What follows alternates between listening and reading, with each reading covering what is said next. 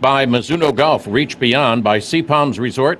Join and enjoy the miracle practice facility that the pros use. By Bridgestone Golf, play the ball that fits you. And by RSM, sponsor of the RSM Classic, giving back to our community.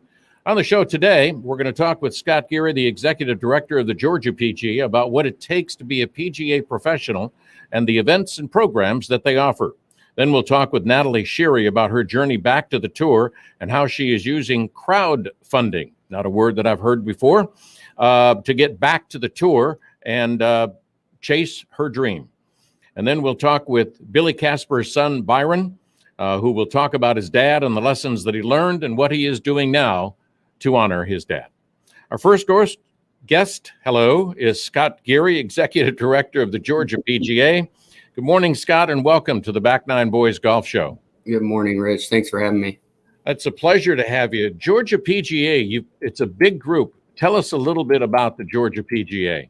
Yeah, Georgia PGA, it's a nonprofit organization dedicated to serving nearly 900 golf professionals within the state of Georgia. So it's a section of the PGA of America. There are 41 sections. Wow. You'd think there'd be 50, given we have 50 states, but with the golf professionals out there, they've drawn the line in 41 sections, and we are fortunate that our lines are along Georgia. So we represent all of the golf professionals within the state. And what are the goals of the Georgia PGA and the PGA professionals that belong? Yeah, our goal of the Georgia PGA is to help serve these professionals and help grow the game of golf. So for our Georgia PGA professionals, we want them to have job opportunities, to have educational opportunities, to have playing opportunities. And so we provide that for them to make sure that they can help bring more people into the game. Which is always important, and I know the game has grown over the last year with the pandemic. We just hope that continues. But, a lot of people may not know, Scott, what it really takes to be a PGA professional. Can you go over the various steps that it takes to become one? Yeah, absolutely. So to become a PGA golf professional, one thing you do need to do is pass a player ability test. And we at the sections execute those for the PGA golf professionals. Once you have passed that, you can get into the program, the golf management program with the PGA of America. And as you go along that program, you do complete bookwork and pass certain certifications. And then hopefully you do decide a different route to go within the PGA of America. So you can go an executive route, a teaching and coaching route, many different options to get into the golf industry. All right, explain the PAT, because I know I've got some friends that have passed it, and I think it depends on the golf course that you play, but tell us a little bit about it. What kind of scores do they have to choose? And I know it depends on the course. Yeah, it's really interesting because it's probably the only time in golf you have to shoot a certain score. And it's 2 rounds of golf, and it is based off the rating at the golf course. Typically, you multiply that by 2 and add about 9 shots, but it does depend on the golf course. And we want our golf professionals to have a certain level of playing or skill. Right. But we don't want it to be something that's too difficult, and you'd have to be a touring professional to pass it. Now, I know a couple of buddies of mine up in North Carolina have taken the test more than once. And might have missed it by a shot or by 2. And, they kind of go over it and go, oh, man, if I would have done this or done this, I would have made it. How many times can they take it, and how much time in between does it take for them to go back and take the test? Yeah, really, they can take it as much as they'd like to continue to do it. And like I said, that's common, kind of rare air to pass it on your first go around, because that number starts creeping into your head once you're getting closer. Oh, yeah. Especially on the the fourth 9 that you're playing, when you've got about 4 holes left and you've got to par everyone going in. Yeah, exactly. All right. So to be an instructor, you can take the test and you can change, and you can take that route to become a PGA Tour or a PGA professional instructor, correct? Correct. And Any other requirements that you have to have? I mean, you can't just take the test and then go into a golf course and say, I'd like to be a teacher, or can you? No, I mean, most golf courses, they do want somebody who's in the program for leading their instruction. Okay. There are multiple, there's multiple bookwork and levels you need to pass within the PGA of America to become a certified Class A professional. And then the beauty of the PGA of America is there's continuing education programs for years. And so if you want to get into different aspects of the golf industry, PGA of America has those educational opportunities for you. All right, I'm going to kind of go off base a little bit. What have you heard about the PGA show coming up in January? Know that we missed it. I'm not sure that it worked out virtually for a lot of folks, but what have you heard about January 2022? Yeah, well, there is some coming up in Vegas, kind of a small, yeah. And so they're using that as a bit of a pilot to see how that goes. And to my knowledge, I think everybody wants it back. So we just kind of see how it goes in Las Vegas and see if we can go to Orlando next year. Are you going to Vegas just to kind of see what's going on? No, I'm not this year. Okay. We've got a busy schedule around that time. All right, so let's talk about some of that schedule. What are some of the tournaments that you've got coming up? And you do a lot with juniors, which I think is really, really good to keep them interested in the game. Yeah. So as mentioned before, we do run tournaments for our PGA Golf professionals. So this week coming up, we have the championship at Berkeley Hills, which will feature about 140 golf professionals and amateurs alike. Also with that, we do run a junior tour, run 18 events across the state of Georgia, and it's designed to be a competitive junior golf tour. So we're going to be down at Country Club of Columbus. We have a tournament coming up with the Haskins Commission and the Onico Award. Executive Director of the Haskins Commission, Brian Stubbs, who is a PGA golf professional, has really supported that event. So they're going to be down at Columbus for a 54-hole event next week. All right, tell us about the Georgia PGA Foundation.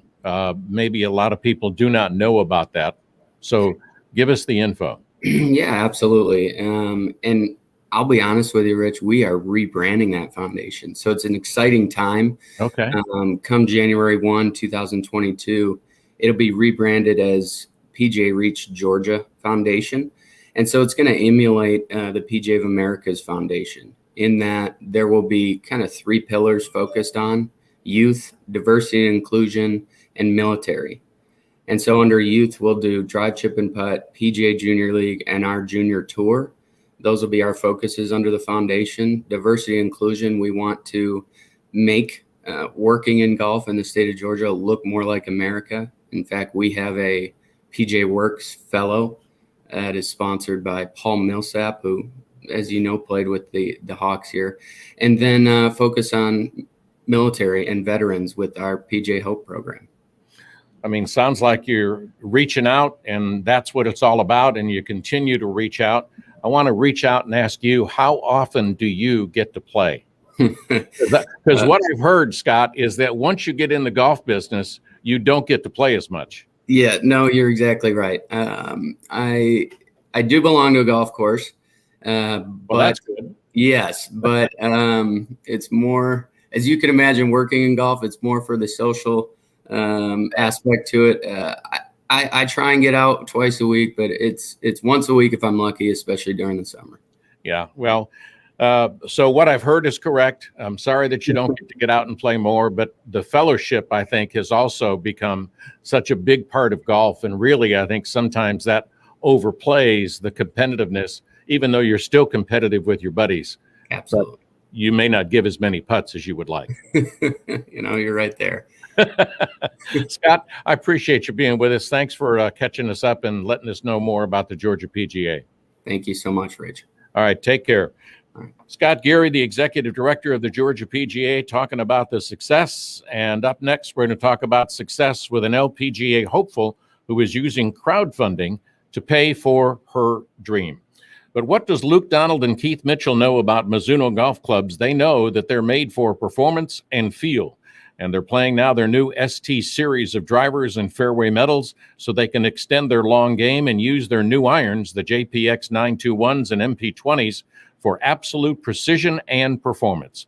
And then don't forget about the new M-Craft putters. Check out the newest clubs at MizunoGolf.com. Nothing feels like Mizuno, so reach beyond.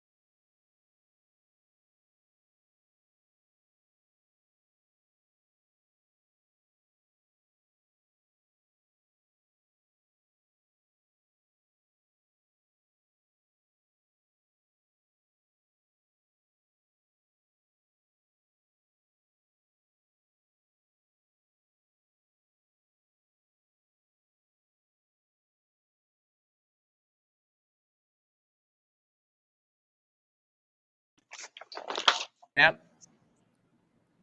Hey, Nat, good morning. Good morning. How are you? I'm wonderful. How are you? Doing great. Thank you. Hey, would you do me a quick promo? You can say your name if you want to say LPGA Tour, or if you want to say Symetra Tour, and you're listening to the Back Nine Boys Golf Show. Sure. Whenever you're ready. Hey guys, what's going on? This is Natalie Sheary from the LPGA Symetra Tour. You guys are listening to the Back Nine Network Boys. Just say Back Nine Boys Golf Show, and we can edit it. Back Nine Boys Golf Show. You got it. All right. We're going to be on in just about a couple minutes. All right. Perfect. Thank you, Rich. Thank you.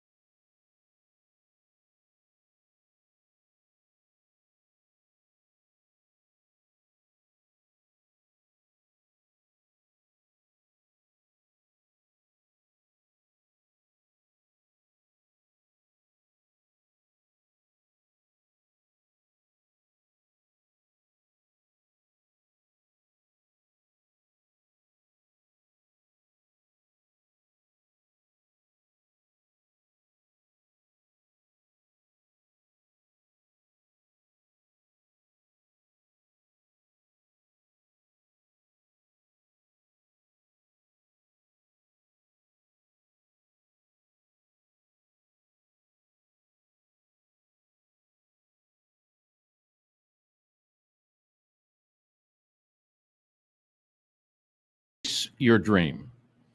Well, Natalie Sheary is going to share her story with us, and it is an incredible story. Good morning, Nat, and welcome to the Back Nine Boys Golf Show. Thank you so much for having me. I really appreciate it. All right. I know you're chasing your dream. What is the dream? To play on the LPGA Tour again and get that major win. This is my 10th year out on tour. Last year, obviously with Corona, I also had shoulder surgery, so it was like perfect timing Right. to take a year off, which was the first year I had ever taken since starting golf at age 12. But the moment I picked up a club, I knew I wanted to play in college golf, and then playing in college, I knew I wanted to play pro. So I was actually thinking about it yesterday, listening to a podcast. I'm on my way to my next event in Rochester, New York, and they were talking about what is your childhood dreams. And I remember in school, I was putting down, I want to be a pro golfer. And to be able to look back on that and say that I've done that is something that's really cool. So tell us what you're going through, because I've seen this crowdfunding, and I've never heard of that before until I read some of your stuff that you were telling me about. But tell us about what you're going through to chase your dream, to pay for your dream. Sure. So I think a lot of people think of pro sports as like the private planes, the courtesy cars, everything kind of handed to you. And on some level, it is like that. But for a lot of girls, it's not. So one of the big things is trying to raise money to be able to play. Being out on the Symetra Tour, which is the ladies' equivalent to the Corn Ferry Tour for guys, there's not a lot of exposure per se, via TV, etc. So in order to try to play, it's going to be a little bit more costly. Right. And in order to do that, you either have to have sponsors. As I said, last year I had shoulder surgery. So I kind of lost some interest from some people. And then with Corona, a lot of businesses had to rebuild. So it's just a tough time to be asking for money. So that's when I did more of the GoFundMe, as you may have seen online, where I'm just asking for donations. If someone wants to be on the bag, great. If someone wants to be head cover, hat sponsor, even better. But it's just about raising funds to be able to play. It costs a lot to travel. I drive as much as I can to events just to save on flights and, all the car rentals. It's just been crazy expensive now that people are starting to travel again. But I do a lot of caddying in the off season as well, just to pay for all of the expenses once we finish tour. I don't think people realize, but once we stop from October to March, because the ladies don't have a wraparound season like the guys, Right. we have to pay for a lot of things. We need to relocate to warmer weather. I'm from Hartford, Connecticut. I can't train up there during the winter, so I've got to relocate south. I've got to join a golf course, see my coaches, work out, a lot of things that cost a lot of money. So I try to caddy as much as I can to pay for all that. And then any extra that I make goes towards the following season. All right, here's going to be a direct question. How much money do you need to play on the Symetra Tour if you want to play a decent schedule? If you want to play them all and drive to most of them, I can do it for about $35,000. And how many events would that be? That would be all 20 on the schedule this year. Okay. And that becomes difficult because some of those are not real close together. So you've got to get there. I mean, you got to leave, Friday if you don't make the cut, Sunday if you do make the cut. Sure. And then you got to be there for the pro-ams because some of the pro-ams also pay you money. Yes, and you've got to be there. We've had some girls who couldn't make that in time just because of flight delays and all that. And if you don't make a pro-am, you are DQ'd from the event. So that's a big deal. Oh, really? Yes, for any tour. Okay, didn't know that. So what are some other things? Now, when you and I talked earlier, you were in Nashville, then you were going to someplace else. Now you're in Rochester, New York. Are these events that you're putting together to raise money? The event that I'm going to this Sunday in Niagara Falls area will be to help raise money for other people, and I might get a small appearance fee. We're still trying to talk about that. I am residing in Nashville now, so I was home for 2 days, and I had some friends in town, so I was able to play some good golf. But a lot of it is just tour scheduling. It's just hard to fit in stuff in between in order to raise money. And because you're in this stage, do you put more pressure on yourself when you do get into an event? Do you feel, it's got to be a lot of pressure knowing, oh, of course, I'm in the event and I've got to perform. Of course. The first 2 days, you're trying to play safe just to make the cut. And then it's go time once you've made the cut. But it's just about, oh my God, I have bills to pay. How am I going to pay for the next event? There is a lot riding on you. And you've always got people chattering in the back. You post a picture to social media and it's like, sometimes I don't even want to read the comments. Oh, totally. I think social media has gone overboard, but that's a whole other thing. A whole different thing. Yeah. So basically, Nat, what does it take to be a professional golfer? A lot of drive, a lot of drive. Obviously, funding helps, as we've Right. talked about, but you've just got to want it. You've got to figure out your why and you've got to hold to it. It's hard to travel 8.5 months out of the year. It's hard to be away from family, friends, Right. spouses. It's hard to start a family. This life is not for everybody, but it is so cool to be able to travel the world, travel the nation, meet incredible people, and play the best golf courses. I mean, I wouldn't trade it for anything, but it's definitely, you have to be driven to do it. Yeah, it kind of gets in your blood, and it's kind of like, man, I can't wait to get to the next event. And I'm sure there's some times when you kind of doubt or get down on yourself. And how do you pick yourself back up?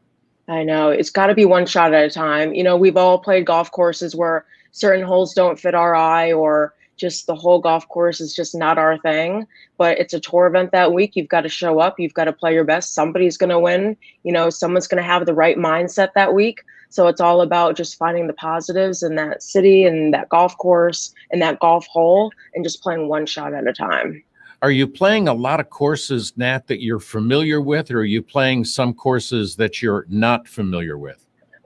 Being professional for 10 years, I do know quite a bit of the golf Okay. courses. Okay. For example, Albany, New York has been, I think, on the LPGA Symmetric schedule for like 30 years, but this year it's a new golf course. So there are some changes. We have 20 events this year. I'd say about 6 of them are brand new. So I actually quite enjoy the brand new ones because everybody's on a clean slate. You go out there, you have Right. a fresh mindset, you have no idea what it's going to offer, and you just get to learn the course just like everybody else. And how did you get hurt in the first place? It was probably just repetition of hitting balls and workout. I had a bicep tendon and labral tear in my left shoulder, and I played as much as I could in 2019, even hitting half shots, was able to keep my status.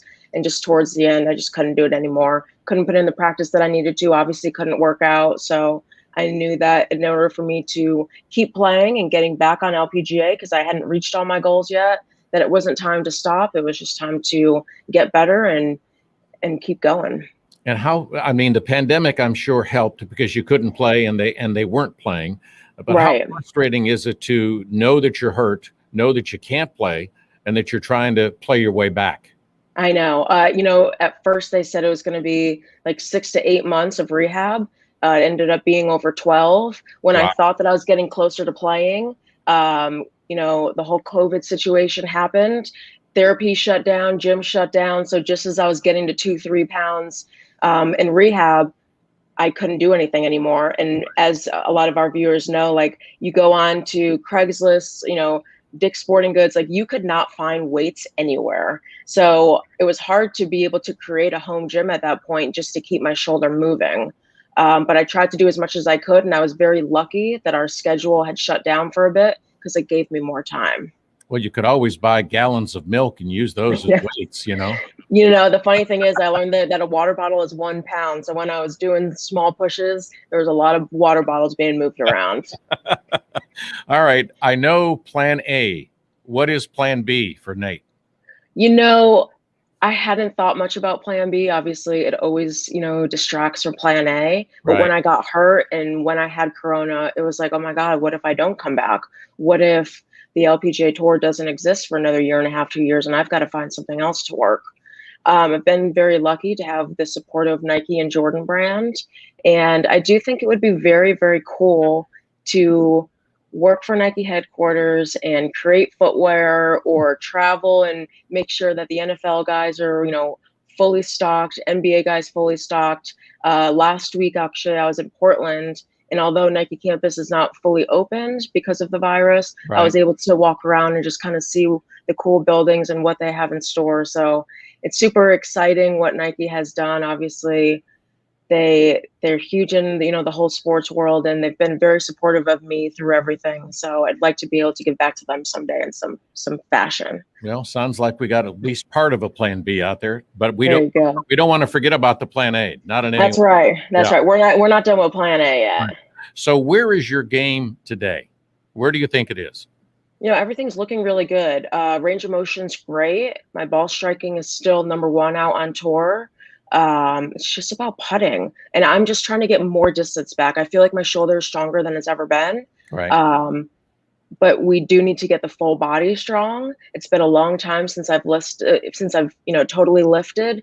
So if we could get some extra distance off the tee and we can get a few more putts, to drop, I think it'll be a really good rest of the season. Distance is great. I mean, we've seen this Bryson DeChambeau with all the protein shakes, and there's too much about him anyway. But distance is great, but accuracy sometimes takes over. Accuracy is so important, especially coming into the greens. I mean, it doesn't help if you're hitting an iron onto every green and it's 30, 40 feet. You're just not going to make a ton of them. Right. So if you can get stuff close to the hole, that's great. Obviously, if you can get a little more distance off the tee and have maybe a club less in, that always helps stat-wise. But you're right. I mean, hitting fairways, hitting greens, so important. You want to keep it in play. And when is your next tournament coming up?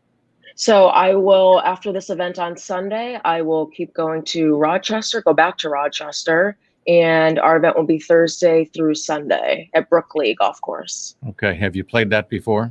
I have played that before. That is a great event. Rochester, being from the north, I didn't expect it to be such a golfy city, but there are so many good tracks up there. Everybody's so excited to have us, so the fan base is great, and it'll be great to be back this year. All right. Most important thing I want to ask you, and I want you to share it with our audience, is give us the GoFundMe site so our listeners can go to it and help you out.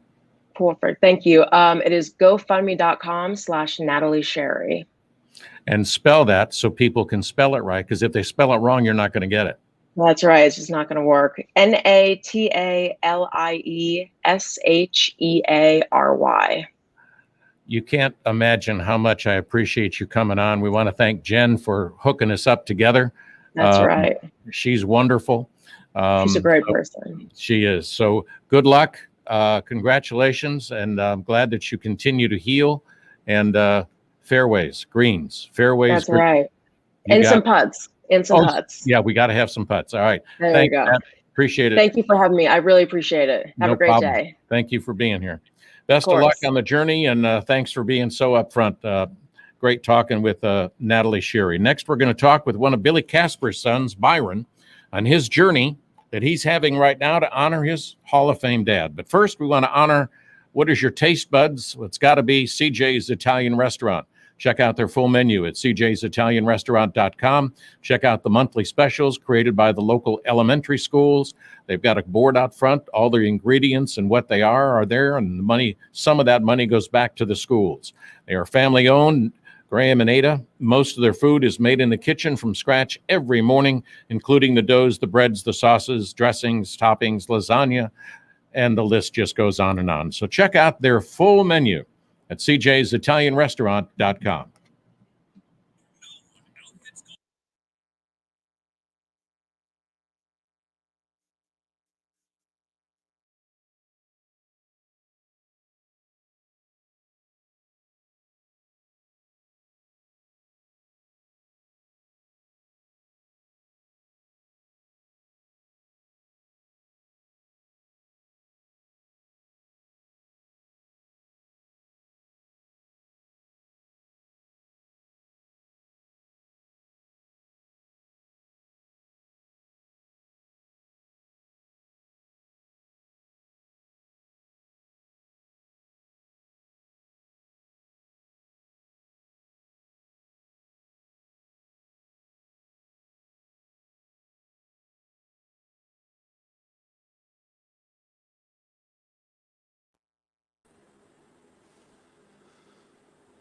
Good morning.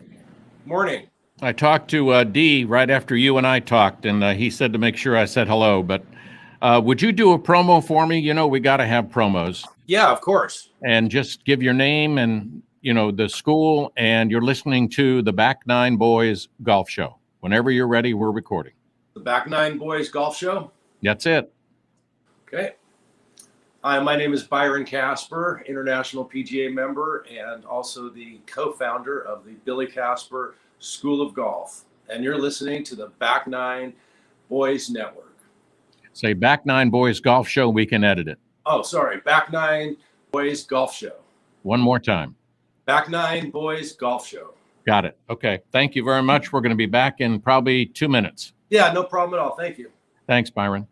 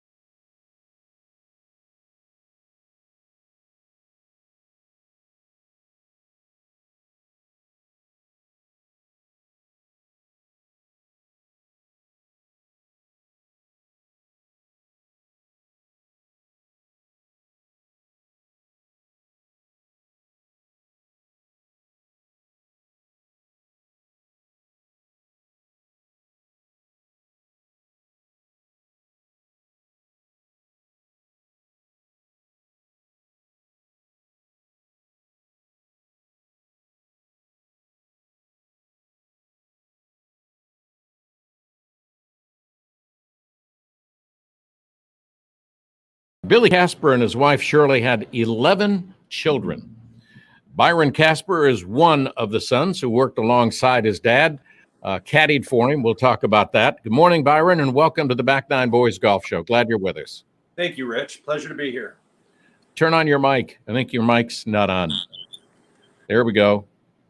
All right, try it one more time. All right. Can you hear me There, now? now we got it. Okay. Hey, Byron, welcome to the show. Hey, thank you so much, Rich. I'm so glad you're with us, and we have a common friend, just a wonderful, wonderful man up in North Carolina, and it's just great to be able to speak with you. But I do want to ask you, how cool was it for you to be able to work with your dad? Not for, but with your dad. Yeah, the starting, of course, I caddied for him on the tour.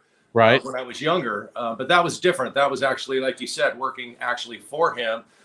In 2011, when he came to me and we decided to start the first Billy Casper Golf Academy, it was a dream come true, Rich. Yeah. And you're talking about having, at that point, I'd already written 2 books in golf. I'd been a golf pro in St. Andrews.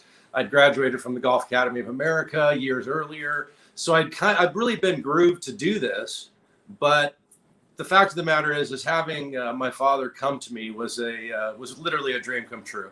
Yeah, I'll bet it was. And so how did it come up? I mean, you two were talking, you were caddying for him, and then all of a sudden in 2011, he says, hey, you want to do this thing?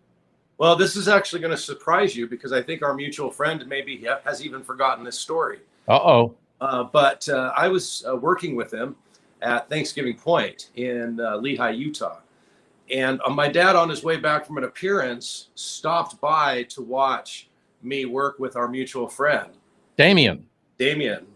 And at the end of the hour and a half I'd spent with Damien, I headed home. My mom gave me a call about an hour later and said, hey, your father wants to talk to you. Since Dad didn't carry a cell phone, Mom always was the message giver. So, and so she called and said, come up to the house. Your father wants to speak with you. I went up to the house and he looked right at me and he said, I think you're amazing. What do you think about starting a golf school together? And, you know, I always make the kind of half joke that at that point in time, the good Lord could have taken me, because it was just one of those dream moments. Oh, sure. You know what I mean? Yeah. All right. This is a tough question. What was the most important thing that you learned from your dad? Gosh, I really couldn't put it into one thing, but if I really had to give one thing, I would say it would be tied into two. It would be the way you treat people and to never give up. Yeah. I mean, I had a chance to spend some time with your dad at Damien's house, and at the Rex Hospital open up in Raleigh, North Carolina. Just a wonderful man, gentle man. I just enjoyed the time. But he told me one thing. He said, Rich, remember this. Take it back low and slow. Low and slow. Yep, absolutely. That's low and slow. And he used to always say, and don't forget to finish high. I think that's what I forgot to hear, because low and slow is great, but you're right. You got to finish high. But absolutely steer that ball towards the hole, right? When he and I talked, and we had about an hour and a half, he went through the 1956 U.S. Open when he was shots behind Arnold Palmer, and he looked at Arnie on the ninth hole, and I remember this vividly. He said, I just want to come in second, and Arnie said, I'll see what I can do. Yep. And he went through almost every hole, the club he used, if it was a draw, if it was a fade, if he made a putt. And so I was just amazed at the time that he could recall that from so many years ago. You know, he had one of those incredible memories. He could tell you what literally the club he hit on almost any specific golf course anywhere in the world. He really had a very, I suppose, a mathematical mind when it came to things like that, but also retention. Yeah. And I think that comes from a lot of focus. I think some people are just built with a natural ability to actually just take it from here to here very, very quickly. And I think my father, with everything I know about professional golf now, I think he was blessed with that skill, which allowed him to focus on the task at hand. What amazes me most about golfers is that they can remember shots, they can remember clubs, they can remember what they shot at what golf course, and sometimes they walk into a room and they forget why they walked into the room. Yep, absolutely. I'm actually at 53. I'm starting to understand that problem. All right. One of the other things, you were involved with the book, The Big Three and Me. And yeah, a little bit. I was amazed at the book, especially of the foreword, where it showed the number of tournaments entered, number of tournaments won, and he was third behind Tiger and Jack. Yeah. And a lot of people, I don't think, really knew that. And it really gave me a totally different vision of your dad and his success. You know, it's interesting. I think that there's some very, very specific years before I was even born, actually, between 1965 and 70, where I think he actually won more than everybody else, including Jack and Geary and Arnold. Dad, you know, there's really a two sides to this particular coin, and I'll tell you a quick story.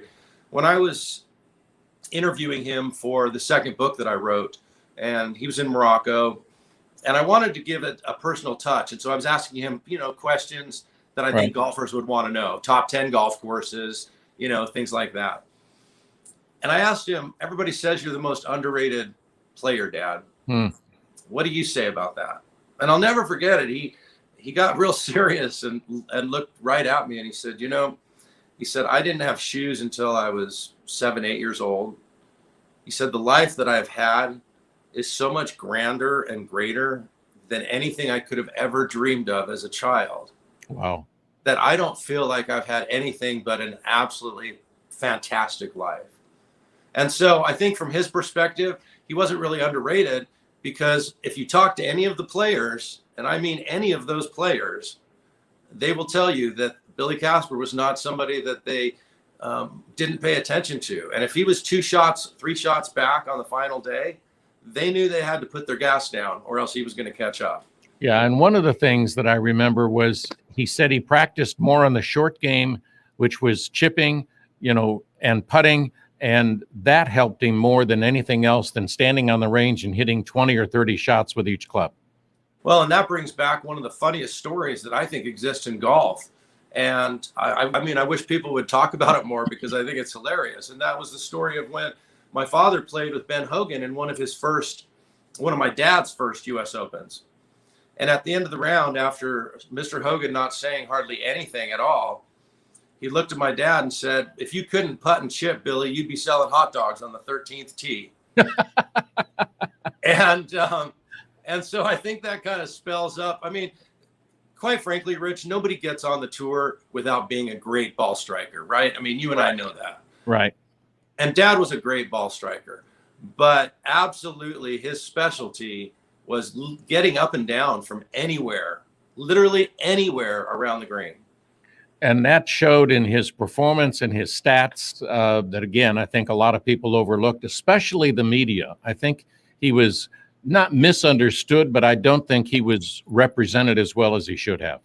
You know what? He just didn't put in the time. You know, it takes time to go and have drinks and have dinner and all of these things. My dad was notorious for literally, didn't matter whether he won or not, Sunday night, he was on his way home or he was on his way to the next tournament. And having caddied for him for 3 years on the tour, I got really comfortable with that schedule. And when my dad says it's time to go, it's time to go. Oh, yeah. Just grab the clubs and put them in the car and let's go. Grab the clubs, get in, and on you go. And back then, we had a PGA Tour desk that was doing all of our booking as far as the travel. Okay. And so if Dad wanted to get out of town, him or my mom would just call the tour desk, say, get us on the next available flight. And that could be any time. So you didn't really have a whole lot of preparation time. Usually what we did is we would pack the room Sunday morning and put all of the luggage in the car or at the bottom of the hotel just so that we could disappear after the round was over. All right. You had a great relationship with your dad, which I think is outstanding. How different was it when you were caddying for him?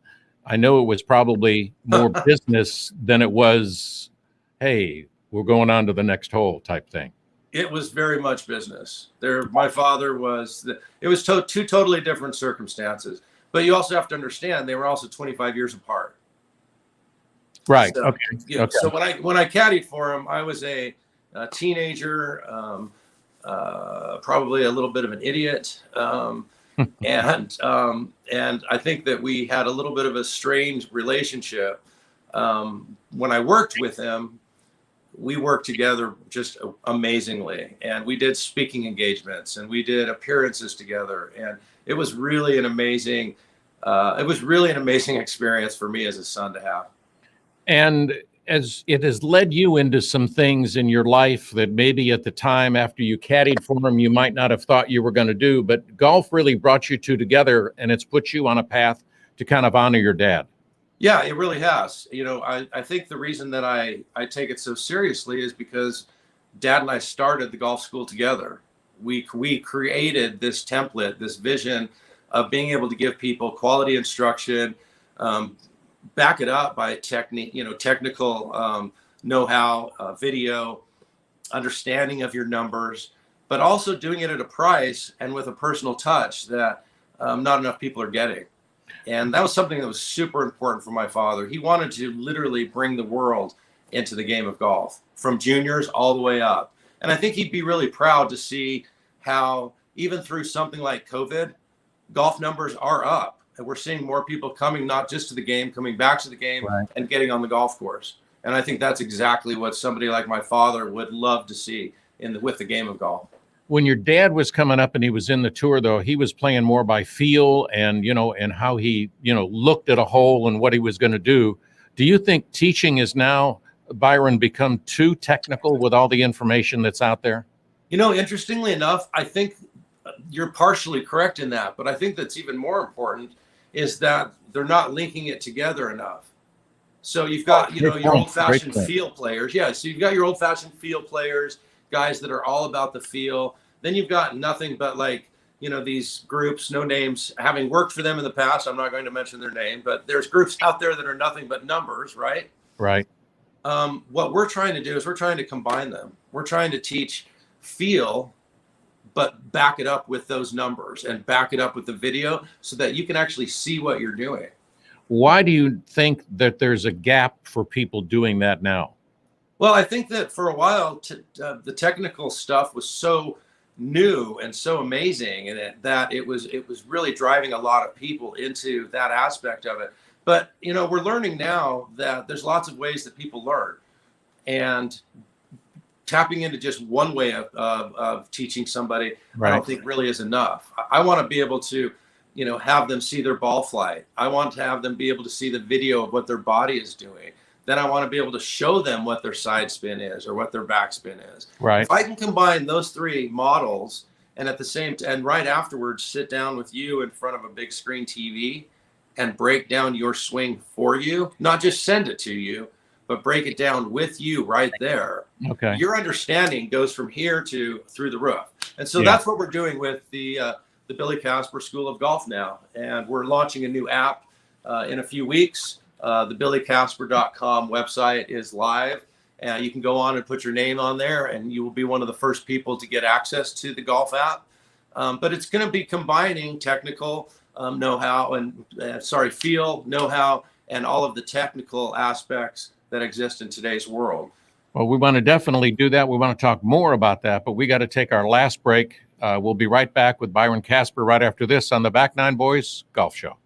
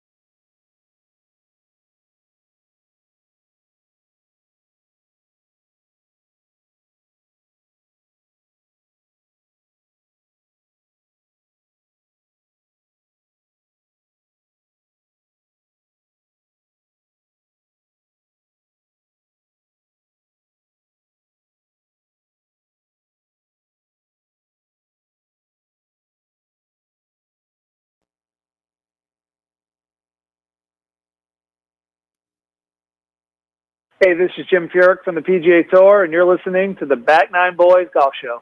And welcome back. I'm Rich Stiles. We're on the phone with Billy Casper's sons, one of his sons, Byron. And Byron, one of the things that I want to ask you is this. When I see my swing on video, it's like, oh my gosh, I should really take up table tennis. I mean, that's one of my biggest fears is to really look at my video and then actually really want to go out and play again. It's like, can my swing be that bad? It's funny you should say that. It's actually really one of the reasons why I use video. I used to teach, our friend Damien obviously is a member of the medical profession. He is. And I spend a lot of times teaching doctors and lawyers, and these people aren't really used to having somebody tell them what to do. And so one of the techniques that Dad and I came up with was just to show a quick video to actually prove what you're doing or what you're not doing. But more importantly, software today exists where I can break your swing down even down to about 1/8 of the speed. And at that speed, you're not going to be bothered with how your swing looks per se, because I'm going to be pointing out things like the direction, what your hands are doing, where the face of that club is on the backswing and coming down into impact. Things like that are super important. And really, there is no better way of doing it without video. Back in the old days, my dad used to tell me it was the 2-pocket rule. And I don't know if you've ever heard about the 2-pocket rule back before they had video. No, basically, his coach would be standing behind him, watching him down the line, right? Gotcha. And if he could see 2 pockets on the back, 2 back pockets at impact, then he knew that the turn was good. Good point. Good. Then that explains everything. I only have 1 pocket on my pen. Yep. I always think whenever I'm not getting my hip turned too much, because I fractured my pelvis a couple of years ago, I always think, how many pockets am I showing the people behind me, right? Well, give us the website again, Byron, so our listeners can go to it. Yeah, it's we were able to get my father's name website back. So it's billycasper.com. Easy enough. Easy enough. And you can always check us. You can check us out as well on Facebook. I put together a really nice page a couple years ago called Billy Casper Remembered, which is just people that want to share their memories of my dad. And then on top of that, we have the Billy Casper School of Golf on Facebook as well. So the website, billycasper.com, Billy Casper School of Golf on Facebook, and Billy Casper Remembered. Always good. And all right, this is a question that I think on the range, you can change a lot of things, and you can see good shots, you can see bad shots, but I think that you learn more by going out with a player on the course to see how they handle some of the terrible shots, see how they do course management, and how bad they beat themselves up in their own head verbally. Oh, I can't believe I hit that shot. Yeah. Do you agree? I do. And I know for a fact that my father did too. My father believed in going to the range the same as I do. So, but the range is really more of a warm up. Right. Get your body loosened up, get those shoulders turning properly, get those hip flexors opened up a little bit. All of those things. Those are super important. But as far as shot making and scoring, you're not going to learn that on the range. You're going to learn that on the golf course. Do you think that now the pro game is so focused on distance and not focused enough on the short game, chipping and putting? Actually, I don't. I do think that distance is a huge factor, but I think everybody has distance. I mean, I've got a few friends that are on the tour, and even though DeChambeau is probably the longest, and guys like Johnson and McIlroy, I mean, everybody's hitting it 300 plus, 320 plus. I think that if you didn't have a short game, you wouldn't be winning tournaments. Do you think putting is kind of the most important stat? Because obviously how close you're getting to the hole matters, but making the putts is also a big difference. Absolutely. I think that that's a huge deal. I'll tell you an example. I went out and played golf 3 weeks ago. Yeah, we've got about a minute left. And shot 2 over and hit every green in regulation. Figure that out.